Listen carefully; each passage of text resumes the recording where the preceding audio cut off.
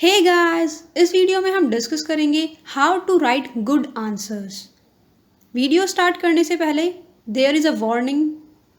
The points shown in this video should be used in limit in answers. The major portion of answer is content, the arguments and information which you write to present your viewpoint. But there are certain additions which can be used to enrich the answer. These can help in substantiating one statement and enhancing the authenticity of an argument.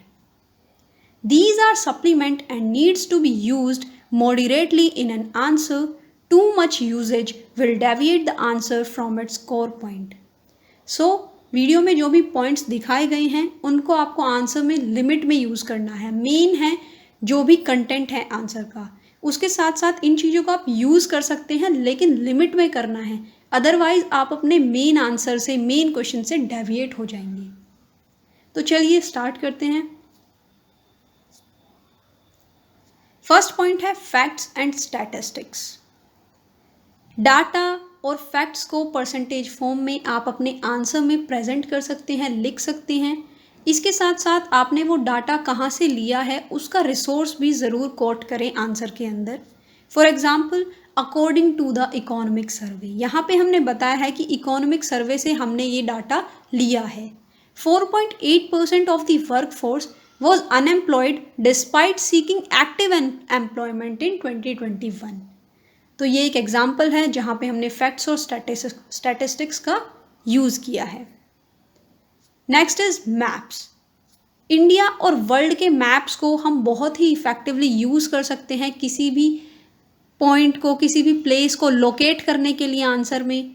India और world के कुछ इस तरीके से आप map बना सकते हैं। इसके लिए आपको प्रैक्टिस करने की बहुत ज़्यादा ज़रूरत है। 15 to 20 सेकंड के अंदर आपको इंडिया और वर्ल्ड के मैप बनाने आने चाहिए। नेक्स्ट पॉइंट है फ्लो चार्ट्स।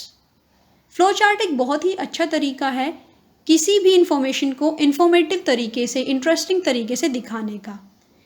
कुछ फ्लो चार्ट्स को आप अपने माइंड में पहले से ही तैयार कर लें, पहले से ही प्रैक्टिस कर लें, ताकि ऑन टाइम आंसर में आप उन्हें बना सकें और अपनी प्रेजेंटेशन को और ज़्यादा बेटर बना सकें।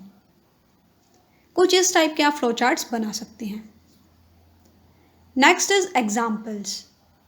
रियल लाइफ के examples, inspirational people, officers, best practices, इन सभी को आप एज अ एग्जाम्पल अपने आंसर में यूज़ कर सकते हैं।